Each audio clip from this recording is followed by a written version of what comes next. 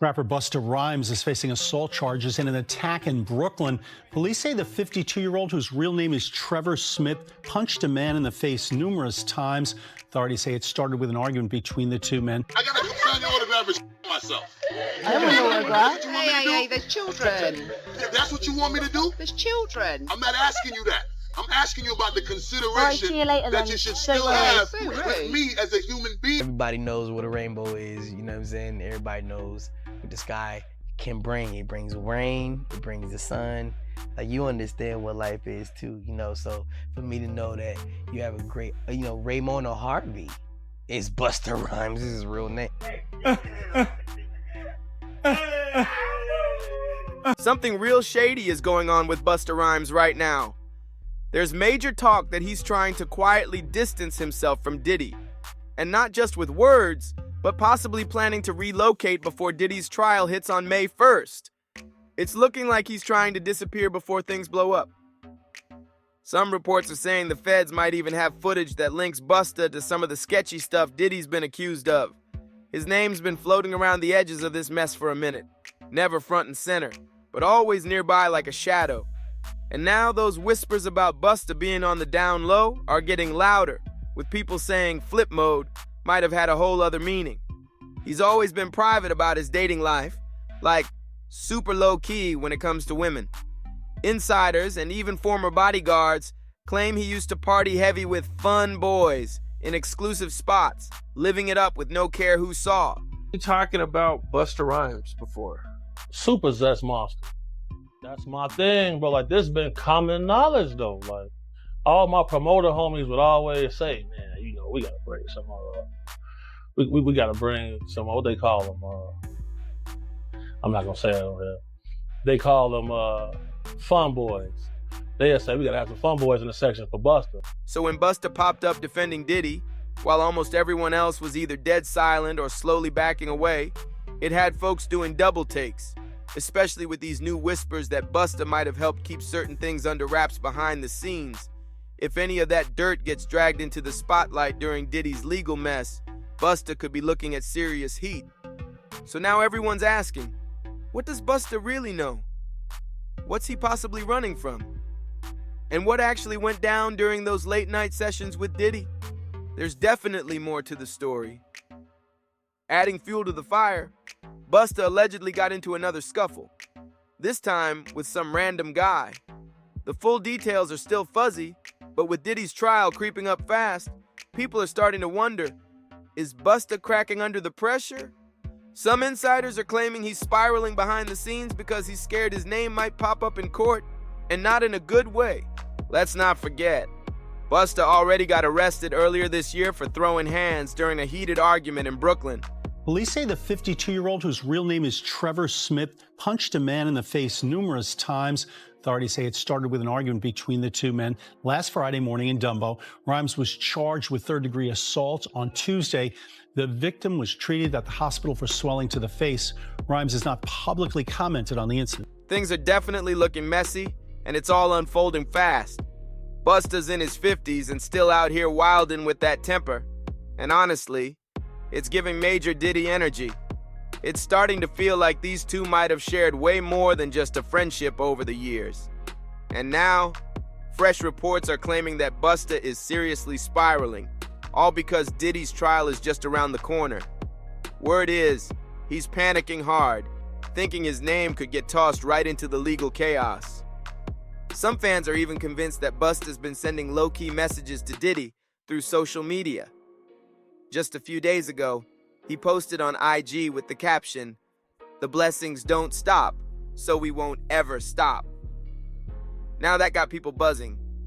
Was he throwing it back to Diddy's famous "can't stop, won't stop" catchphrase? The timing was just too suspicious. But wait, there's more. Word on the street is, Busta might be planning to make a big exit from the US altogether, and guess where he's eyeing? South Africa. Yep.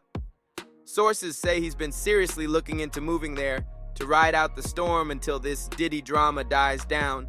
He's even hinted recently that he could see himself settling there long term, and a few media outlets are reporting that he's already started applying for South African citizenship. Well, family and loving relationship of one of Africa's good sons. Just don't take too long to bring me back. You know what? Don't worry about it. I'm working on my citizenship, so y'all ain't got nothing to do with that. This ain't just a vacation. He might really be trying to disappear. While Busta might be gearing up to vanish overseas, more dirt from his past is bubbling up, and it's getting harder and harder to ignore. Industry insiders are finally breaking their silence, and the whispers about Busta's rumored DL lifestyle are getting louder by the day. At this point, it's starting to look like Busta and Diddy might have had a lot more in common than anybody thought. If you missed it, some jaw-dropping claims about Busta's alleged double life hit the internet a few months back. His former bodyguard, Big Homie CC, went on the Art of Dialogue and didn't hold back. He called Busta a super zest monster and talked about some seriously questionable behavior from back in the day. You talking about Busta Rhymes before? Oh, yeah. In some of your videos. Oh, yeah. Super zest monster. For sure, bro. That's my thing, bro. Like, this been common knowledge, though. Like, all my promoter homies would always say, man, you know, we gotta bring some we gotta bring some, what they call them, I'm not gonna say it over here. They call them fun boys. They'll say, we gotta have some fun boys in the section for Busta.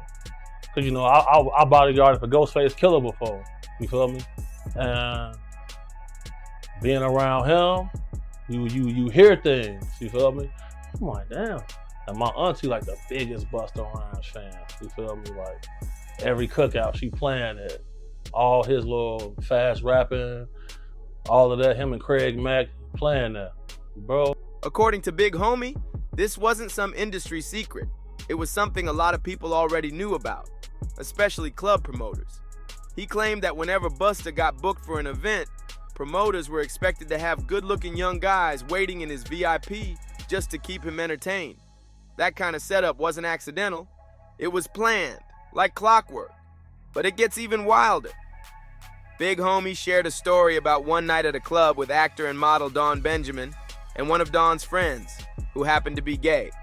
And according to him, the moment Busta laid eyes on the guy, something just switched. Big Homie said Busta didn't even hesitate. He was on him instantly, like he didn't care who was watching. Busta didn't waste a second. He went straight for the guy, pulled him into his VIP section, and didn't let him out of his sight all night. On my soul, I'm out with a group of people. At this time, I was with Don Benjamin. You familiar with him? No, never heard of him. Model dude, like a model guy. He be doing like some rapping and stuff. His name Don Benjamin. I'm out with Don Benjamin, and the club we ended up going to, Busta Rhymes in there. So it was a little lawyer guy that was with us. And the little lawyer guy we was with, you know, he was a gay dude, super cool, some good guy. Bro, Busta Rhymes wanted him in his section so bad. Like, what? Pulled him to the section, like through the rope, and tucked him off in the corner. So I'm looking like, well, he ain't come with us. According to Big Homie, Busta was super hands-on, making sure the dude stayed right next to him the whole time. And get this, it wasn't some one-off moment either. Big Homie says this kind of thing happened regularly whenever Busta showed up at a club. Promoters allegedly knew the drill. Their job was to scout the best-looking guys in the room and send them straight to Busta's VIP. Because once Busta locked eyes on someone, that was it. He wasn't letting them out of his grip. It was like he claimed ownership for the night. So, I hear somebody say, oh, he's cute, I want him. So when I heard that, I turned around like, man, did he just say that? You got all this jewelry to attract some men in here? You wild. Shocked me. But sure enough. And that was the guy that Busta Rhymes pulled back? Pulled him into the section. And then they walled him off like this man. I'm like, damn. And that little dude was so happy. He couldn't believe that. He was shocked. Big Homie said Busta kept going on and on about how fine the guy was. And once he got him in the VIP, there was zero chance he was letting him leave. That kind of attention wasn't subtle. It was loud and clear. Now, of course, some fans came for Big Homie, accusing him of clout chasing and making stuff up for attention, but he clapped back, saying this has been common knowledge in the industry for over a decade. And when asked why nobody ever spoke up before, Big Homie didn't hesitate. These people admire these people so much. They want to make sure they in the section, they at the club, they at the video shoot, they can get backstage. That matters most to them. That matters so much to people. It's crazy. Like, he said the reason was simple. Everybody wants to stay on Busta's good side and keep reaping those VIP perks. But with how quick he is to snap or even throw hands over the smallest thing. Yo, mama, you a bitch! Yo, bitch ass! Yo, bitch ass! You had it! Knock your ass out! Wow! It's no surprise folks are scared to speak up. That temper's got people walking on eggshells. But Big Homie wasn't done spilling. He brought up something that barely gets talked about. Busta's history of wild outbursts toward women, and in some cases, it reportedly got physical. According to Big Homie, this pattern ain't just about rage. He thinks it goes deeper. He suggested that this kind of behavior shows up a lot in men who are allegedly hiding their true preferences. And in Busta's case, Big Homie claimed those explosive moments with women might actually be rooted in something internal, possibly resentment. He said some men on the DL hold in all this frustration, and it ends up coming out as aggression toward women. Now, but if you notice, like, there's countless videos of Busta Rhymes getting mad at females for just being girls. This girl touched him one time, he go crazy, throw a drink on her and everything. See what I'm saying? Like, what? Why you getting mad at females? You go to these guys, they're in the club, go to their section. It's all men in the section. That ain't weird to nobody. If you're thinking this is just one ex-bodyguard chasing clout, think again. Big Homie ain't the only one talking. There have been multiple men stepping forward with their own stories about Busta. It's not just one dude sounding off. It's starting to look like a pattern. Orlando Brown jumped back into the spotlight and had the internet in a frenzy after claiming he'd been with multiple big names in the game. Not just Diddy, but Busta too, plus a bunch of others. Now, yeah, Orlando's reputation is wild, and some folks don't take him seriously because of his past behavior. We made love. Who you made love with? Diddy, Bow Wow, Busta Rhymes. You just told me you see Busta in the airport too. That motherfucker try to act like he didn't know you. You smashed Drake? No, I never smashed. Oh, you made love to Drake. And Cat Williams.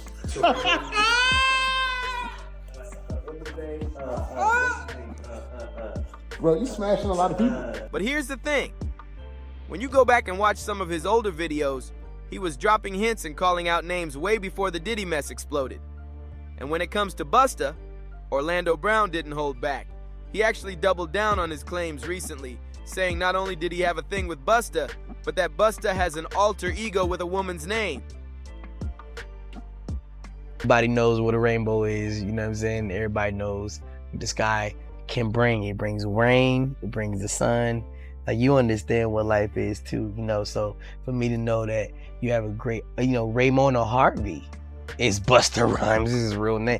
Anybody can get on Facebook and look up Raymona Harvey and be like, yo, that's Busta Rhymes, yo, with no wig on. And be like, yo, wild out. If you're on your own time, but this is information that you allow me to give to the people. Yeah, it's getting real strange out here. Now let's be clear, Busta's sexuality ain't the problem. The issue, just like with Diddy, is the pattern of aggressive outbursts and the disturbing rumors about predatory behavior. Like Big Homie CC said, some of these men rumored to be living on the down low carry a lot of bottled up frustration, and too often they take it out on the people closest to them, especially women. And when you look at Busta's history, it's hard not to notice that same pattern showing up again and again. Busta's had run-ins with the law for years, and his latest arrest just adds to the pile. Way back in 2006, he reportedly attacked a random guy on the street after claiming the dude spit on his car. But it didn't stop there. Later that same year, prosecutors came at Busta for weapons charges. And not just any weapon. Billboard reported he had a whole machete hidden in his car. Then in 2007, he found himself in hot water again. This time after allegedly getting physical with his former driver during an argument over money. He pled guilty and got slapped with 3 years of probation. But just like before, that still wasn't the end of it.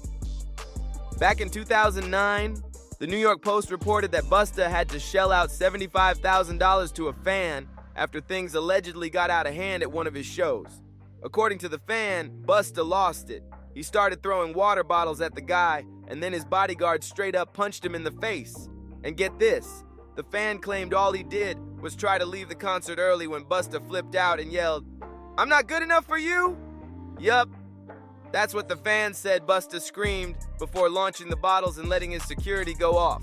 And honestly, knowing Busta's history with outbursts, it doesn't sound too far off. That wild temper of his might be part of why he stayed locked in with Diddy all these years. They might have seen themselves in each other. But hold up, it gets even wilder. There are now rumors going around about a video allegedly floating online showing Busta and Diddy at an FO party with some male adult workers. It's all unconfirmed, but fans are definitely raising eyebrows. And with Busta suddenly hinting that he might be moving to South Africa, right when Diddy's trial is about to kick off, people are connecting the dots fast. On top of that, Busta's strange response to the Diddy allegations had folks suspicious before news broke that he's applying for South African citizenship. The timing, way too suspicious to ignore. When the drama between Diddy and Cassie exploded, Busta didn't stay silent. But instead of distancing himself or showing any support for Cassie, he told fans to mind their business and keep their opinions to themselves. And let's be real, that rubbed a lot of people the wrong way. And the headlines pertaining to Diddy, how closely are you paying attention to his case, the allegations, and the things that are coming forward with him? I don't pay attention to none of it. I just kind of like to pay attention to the truth. When that time manifests, then, we'll speak about this, hopefully when that time comes. As far as I'm concerned, I don't really like to speak on situations that I'm not well versed in, and that's not really my situation. You know what I'm saying? But I wish the best for everyone involved. God bless everyone involved. And, I think that we should all kind of be a little more mindful of how much we speak on other things when it's as sensitive as this. And it's incredibly sensitive. It's extremely sensitive, and I think that people don't keep in mind the effect of what their opinion can have. And I think it's really, really important that we reserve our opinions until we understand what the undisputed truth is, because an opinion can detrimentally affect someone short-term and long-term. And I just, from my own learning experiences and being through, none of us are exempt from going through challenges and obstacles and trials and tribulations, some are way more intense and extreme than others. But I think at the end of the day, as we go through these things, we learn from them, and we also got to learn how to help people get through them. And that's the angle in life that I like to approach things from, because I know if any one of us is going through challenges in general, we do want some sort of help and guidance and support to not make those mistakes again. Because why say something like that unless you're low-key trying to defend Diddy? Especially when the whole world saw that video of Diddy putting hands on Cassie. So for Busta to pop up telling people not to speak on it, it came off cold, out of touch, and super suspicious. Now with all these rumors flying around, and Busta allegedly planning a big move overseas right before Diddy's trial, fans are connecting the dots. Is he running from something? Or just trying to stay out of the spotlight before it gets worse? What do you think is really going on with Busta Rhymes? Is all this timing just coincidence? Or is there more to the story than we're being told? Drop your thoughts in the comments. Let's talk about it. And don't forget to like, subscribe, share with your people, and hit that notification bell so you never miss a drop. See you on the next one.